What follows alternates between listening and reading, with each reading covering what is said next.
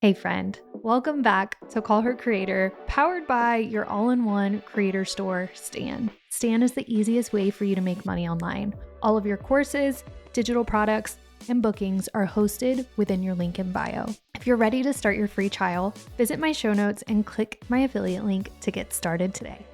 So I'm going to go through things that you can do today that will help you grow your social media following. When you grow your social media following, you'll have an audience that wants to buy from you, whether that be your service, a digital download or offer, or a membership. We've talked about a lot of different things that you can sell on the internet these days. So if you're still not sure what you want to do, go back to one of those episodes and see how you can monetize your social media, and I will give you a ton of different ideas. So today we're going to be talking about 14 ways that will help you grow your Instagram profile. Now, Instagram followers are more than just a number. They're members of your community. So that said, if your goal is to grow on Instagram, you could see an increase in traffic, sales, and engagement when you grow your following. So we're going to be talking about a couple of things that will help you to grow your following on Instagram. Now, before we get into that, there's two things I want to talk about. First thing is, I usually give you guys a social media update, which we're going to do in a minute,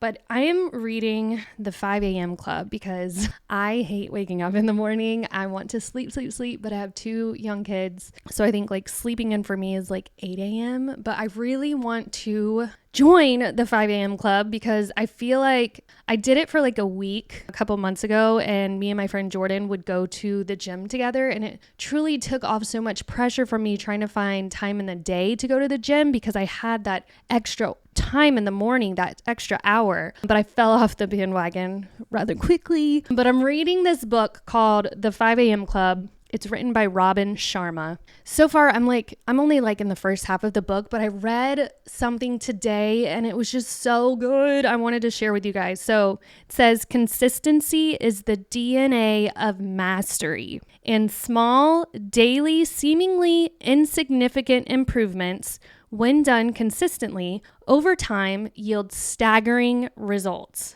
Please remember, the great companies and wonderful lives don't happen by sudden revolution. Nope. They materialize by incremental evolution. So this just had my wheels turning. And then I reached out to my team on Influence Marketing Studio, like our Slack channel. And I was just like, guys, here is my daily wisdom for y'all to close out our week. I want y'all to just understand, like, just doing one tiny improvement a week can truly improve you into mastery. It just takes those little tiny things. I can't remember what example they gave in the book. I feel like they were talking about like when this rocket went into space and something happened where the rocket ship blew up. I could be totally wrong if it was the rocket ship or what it was.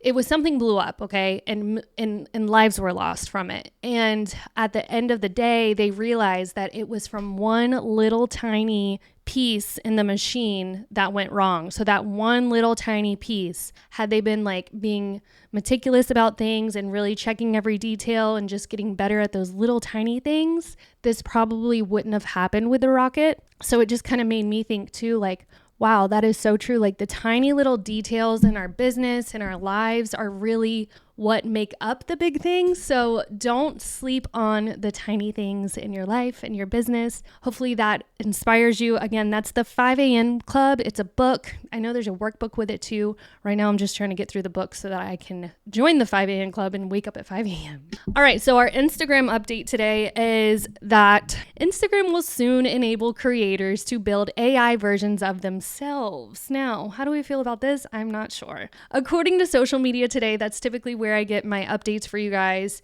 App researcher Alessandro Paluzzi, who I like to follow over on X and Threads, he said that Instagram is developing the next stage of its AI bot creation platform, which would be built into the app and would enable users to create an AI version of themselves. The program, which is in its early stages of testing and known as Creator AI, would allow influencers to chat with fans through direct messages on the social network and potentially through Instagram comments in the future. According to 5 people briefed on the company's plans, the program will essentially be a chatbot that mimics the voice of the Instagram influencer to respond to fans, the people said. Now, it does look like it's coming. Meta's been developing this new AI bot creation process for some time.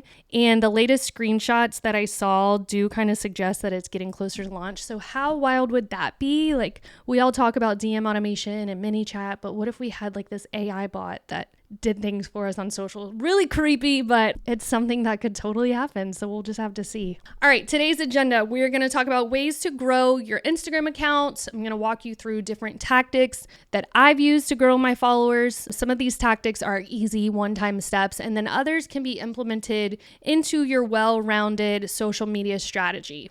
Before we get started, there are people out there that don't have any patience to grow their Instagram, so they end up buying bot followers. I just want to tell y'all how detrimental that is to your profile. First off, buying followers is against Instagram's terms of use. So obviously you could get, if they find out, you could get your account suspended indefinitely. 2, when you buy these fake followers, if they don't engage with your content, they are worthless to you. They're not going to buy from you. They're not going to engage. They're not going to give your post any love. The algorithm's going to see your post not getting any love. And then your content is just going to die into nothing land. And your Instagram profile is just going to freeze up and never really grow again. So you have to really be careful with those people that are sending you DMs or telling you that they can send you likes. Don't do it. It is not good for your health, the health of your account. It's not good for you. It's just going to cost you money. Like, the vanity metrics are cool. Wow, they gave me 10,000 followers. But then what, guys? Then what are you going to do with those 10,000 robots? You're not going to be able to grow anymore. You're not going to be able to be who you want to be because those people aren't going to engage with you on your profile. So just keep that in mind. So the right way to grow, that's what we're focused on today. So first and foremost, it's very important that you build a strong personal brand and make your value very clear on your profile. So before we even start talking about the tactics that you can take, I mean, this is a tactic. Your first tactic is to make sure you're set up correctly. So think about this. Would you walk into a store if you had absolutely no idea what it sold?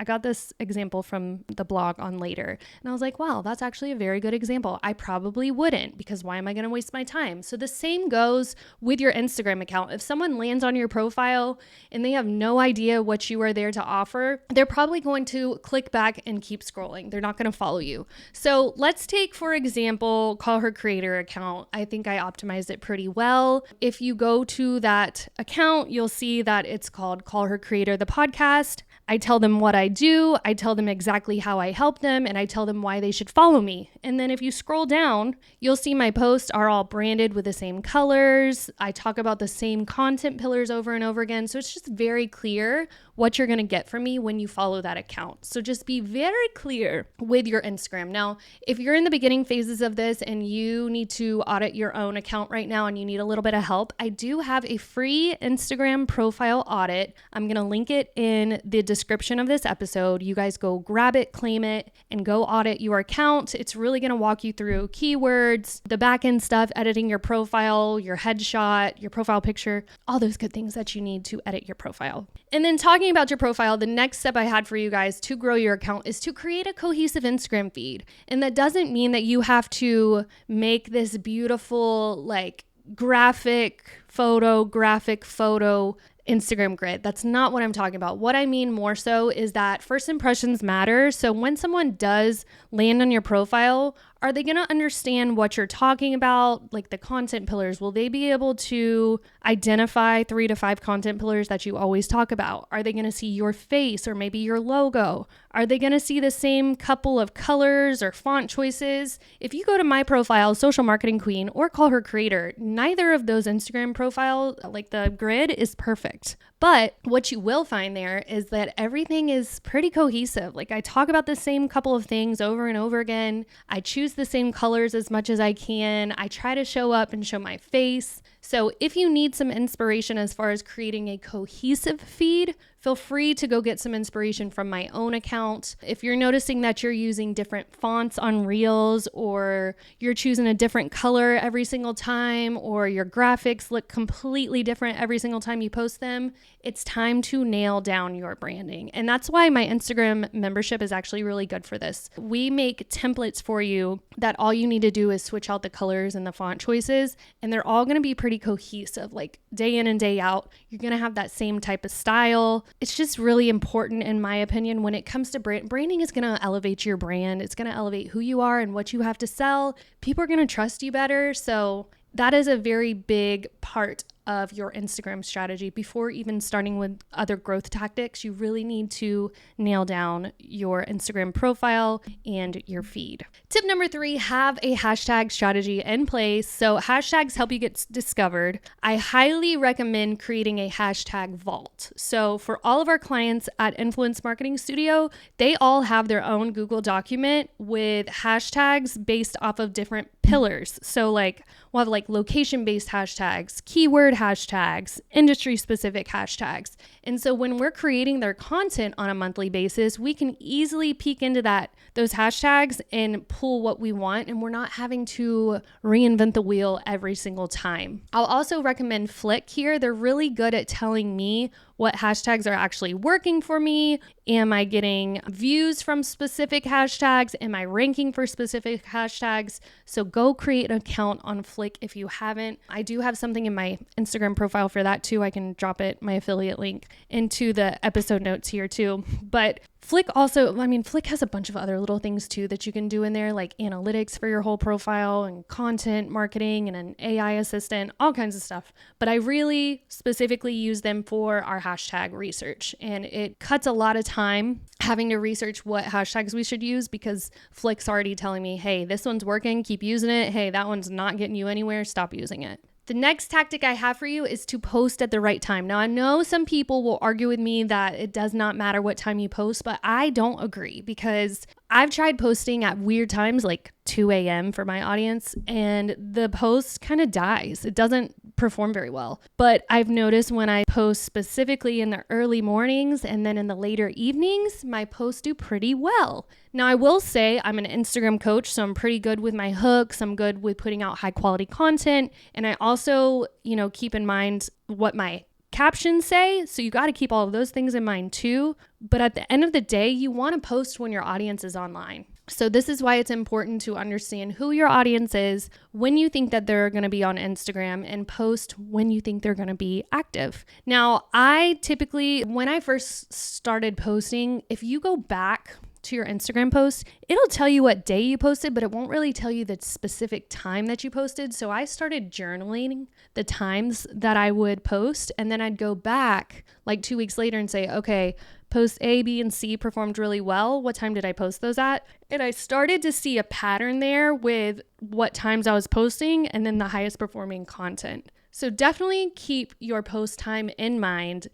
Now, if I had to rate it on a scale from 1 to 10, 1 being the lowest impact, 10 being the highest impact for your growth strategy, I'd probably say like a 6. I'm not going to say it's like a 10, but I do still think it's very important. Number 5, partnering with other people in your industry. I'm sure now that you're on your growth journey, you've probably started seeing other people in your industry who post consistently like you do. Maybe you're grabbing inspo from them. Maybe you are sending them likes, liking their stories, whatever it might be. Now it's time to reach out and say, hey, we're in the same industry. I think we have the same audience, or maybe we have the same goals. Would you like to do a collaborative reel with me? You don't have to know each other in person. You don't even have to really know each other on the app. But if you can just stick your head out there and put yourself out there and say like, hey, I want to collaborate with you. Let's share each other's audiences. Then I think it would do you some good. Now, what I've seen work is typically if you use like someone in the industry that has around the same followers as you. Obviously, if someone with like 2,000 followers goes and asks someone with 20,000 followers to do a collab, they might not say yes just because it doesn't benefit them as much. So keep that in mind. But I do want y'all to know too, like you don't have to work with these big profiles either. So like if you're a smaller account, it's totally okay for you to work with another smaller account. In fact, micro influencers, creators, they actually have a higher engagement rate than these bigger influencers. So keep that in mind when you're trying to decide who you want to collaborate with. You can also do an Instagram live together if you don't want to do a reel or a carousel post or a static post. Ask if they want to go live and just talk about your industry and ways that you guys can provide value to your audience. That's another really good way to get out there in front of more people. Number 6, creating more reels. I will tell this to you guys every single episode that I have. Reels are still one of the most effective ways to reach new audiences on the app. So unlike other types of posts, carousels still do pretty well too. Reels still are performing the best. They have a designated spot on the Explore page nowadays and their tab on the home feed navigation bar, making them super discoverable. Now, here's some of my top tips when it comes to creating Reels. First and foremost, you want to make sure you've got a really good hook there. We don't want too long of a hook, so you want like 6 words or so. You want to use numbers in your hooks if you can. For example, like 3 reasons why, or 5 tips, or top 2 mistakes you're making. Those are things that really suck people in. So focus on your hook. Use numbers. I most of the time use trending audio. Even if I turn it all the way down and it's me talking, I still will put trending audio behind my audio so that the algorithm sees I'm jumping on a trend. For some reason, Instagram still pushes people jumping on trends, so something I do to kind of hack the system. Adding on-screen text for viewers without sound. I've told y'all before, 85% of people watch Reels without the sound. So you can either use the caption sticker when you're creating a Reel, or if you just want to use the text overlay tool and maybe write keywords out as you're talking, that's fine too. I've kind of played around with both. I typically will go the route where I do keywords versus the caption sticker, just because the caption sticker has been malfunctioning on me a little bit lately. Like I'll go to post it and it cuts off my words. So I don't know, Instagram might have fixed that, but I would use keywords. And then obviously aim for high quality video rather than uploading content from another channel with a watermark. Use clear videos from your phone if you can. I've told y'all before in past episodes, I use something called instavideosave.net if I am going to pull a video over from another channel, just so that it removes the watermark for me. Tip number 7, create memes and share worthy content. Adam, the CEO of Instagram, has already confirmed that sends and shares are a top priority when it comes to the algorithm pushing out your content. So the more shares you get, the more likely your post is going to get fed out to more people in the Instagram algorithm.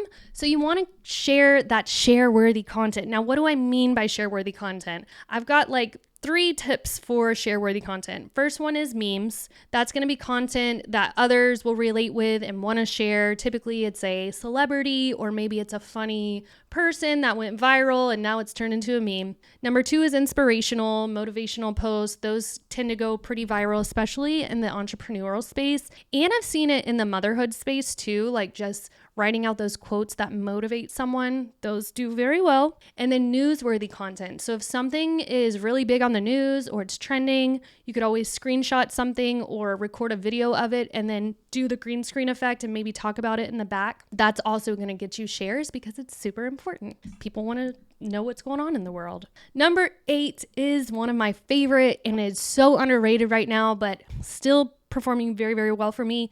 I remix top performing reels. So if I'm on the Explore feed and I see a really funny reel and it's got like millions of likes or views or something close to that, I'm probably going to remix it and put my own spin on it. So what this does is if you're on the reel, you'll see something that says remix. There, I think it's under like, you have to press the little 3 dots and then it will say remix. Now, how I choose remixes, first I look for something that's performing really well already. Then I'm going to put my own spin on it so that it makes sense for my industry. You're going to throw people off if you try to remix a reel that has nothing to do with your industry and you haven't added any like flavor to it of your own. They're just going to be like, why is this person remixing this content? I'll tell you a do and a don't here too. So one time I remixed, there's this big creator over on TikTok who also shows up on Instagram, but she's super well known, but she's not like a celebrity, but she's just super well known for like relatable, funny boyfriend content. Well, we had remixed one of her reels to talk about the Instagram algorithm, and I got a little fire from a few people saying like they were confused because they know her as this certain specific type of influencer, and then I remixed her reel and confused everyone. So to make sure that that doesn't happen to you, be picky with who you do decide to remix. I would not remix like certain things or people just to stay away from getting in trouble by others. I know that's kind of like, you're probably thinking like, well, Katelyn, why are you telling me to remix? I guess what I'm trying to say is remix meme-worthy content. So like Michael Scott from The Office, totally remixed those. There was some scenes from a cartoon like Moana. I remixed those. Like those aren't going to make people mad. Whereas if you remix like a popular creator that doesn't want their stuff remixed, you might get heat for it.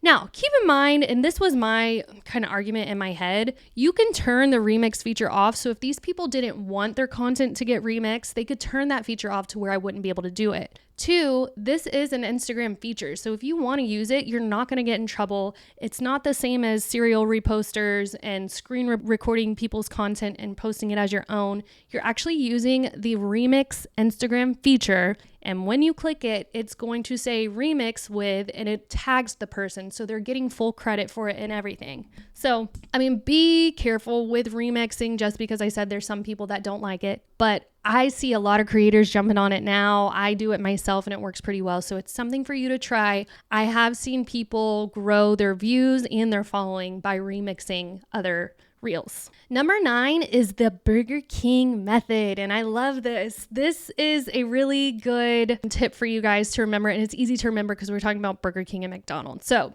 the Burger King method is where you use your competition to your advantage. So instead of you spending time and hours researching your target audience and putting all this time and efforts into finding out who they are, what they want, where they go, like you just use your competitor instead. So Burger King does not do any of the market research when opening a store. What they do is they let their competitor, McDonald's, do all of that work for them. So McDonald's spends millions of dollars a year researching where they're going to open up their next restaurant or location. And Burger King, once they open it up and they find out they understand the city, the customer need, that's obviously a good spot for them. Burger King just builds directly across the road from them. Like, what? I had no idea about this. I forgot where I had seen this on Instagram one time, maybe a year ago, but I just thought it was brilliant. It's true. Like, if you're just getting started in your industry and you don't have a lot of like research behind everything, you can totally use your competitors and kind of see like, what kind of content are they posting? Is it working well? Is it flopping? What does their branding look like? Not saying to copy their brand, but at least you're kind of getting in the groove of what your industry looks like. And don't focus on one specific competitor. Like pick like 2 or 3 people in your space that are doing really well and kind of understand them, their posting habits, what they're talking about, how their content is performing, and then you can kind of put that into your own strategy. The Burger King method. Number 10 is threads. Threads are now being shown over on Facebook as well. Now, I told y'all in a past episode, if you get on threads and you start threading or writing a status update, sometimes those status updates will pop in my Instagram feed, but now they're getting showed over to Facebook too. So this is like giving you triple the awareness of your thread. So if you were to start getting on threads and started updating your statuses, become the industry expert, say what's on your mind, maybe give a tip Tuesday, Wednesday wisdom, Thursday you're talking about a personal story or a customer story, Friday you're giving a fun fact, like just start getting in the groove of speaking what's on your mind on threads. The cool thing over there is like it doesn't have to be prim and polished. You don't have to add images or reels. It's just text. So it's easy to do. Obviously it's one thing added to your social media marketing plate, but if you get on there and just start threading away, you could possibly get featured on other social media channels. I know that what that ends up doing to me, if I find a thread that I like, I end up going to their thread profile, following them there, and then I go back over to Instagram and I find them on there and I follow them there. So bing, bing, bing, you're growing a bunch of channels while threading. Another underrated tip that a lot of people don't do is boosting your top performing content. Now, I'm a very big organic girl, but I do love me some boosting in the back of Instagram and Facebook. So if I have a content that's performing really, really well and I have a little bit of a marketing budget that month, I'm going to boost that post to reach even more people because my organic post has already performed well, which means my audience likes it, the algorithm likes it. So I'm just going to give it a little pep just to reach a few more people. And when doing that, you're able to target who you boost it to. So maybe I want to reach more women with it. Maybe I want to reach more people in the ages 25 to 44, or maybe I want to boost it just to my Florida family. Like whatever it is, you don't have to do a lot of research or work there. You really just go look at your content shared for the last month or the last 60 days, find what content performed the best, and then throw a little money at it to boost it up even more. Number 12, increase your posting frequency.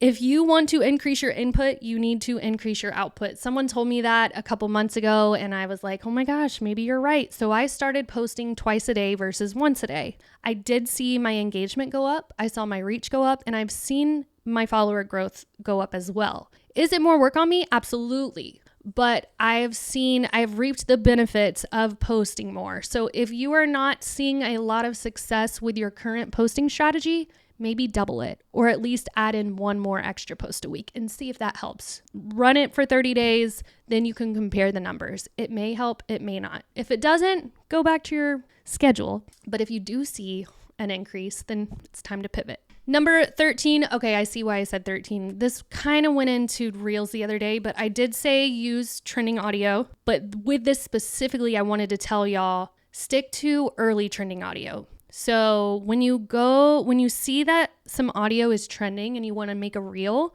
click on that audio and just see how many people have already used it. If you're seeing over 10,000 people, if you're seeing over 20,000, anything more, a million, stay away from it, because that means that trend is already starting to get old. By the time you jump on it, it's going to be a needle in the haystack if your piece of content gets promoted with that reel. So I try to stick to early trends that are in like the 1,000 to 3,000 uses, but anything under 5,000 uses is pretty good for me. Like I'll say, yes, I'll use that audio. And then lastly, your last tip today for growing your account is to ask for engagement. People, when they look at your content, they don't always know what to do next. So if you are straightforward with them, tell them to comment a word, or tell them to comment an emoji, or tell them to send it to stories, or tell them to tag their friend, then they're going to think like, okay, she told me to do this, let me do this. So you're giving them action to take, they're more likely to take it. And if you want weekly plug and post ideas just like this, you can make sure to sign up for Club Influence. I will put the link in the show notes.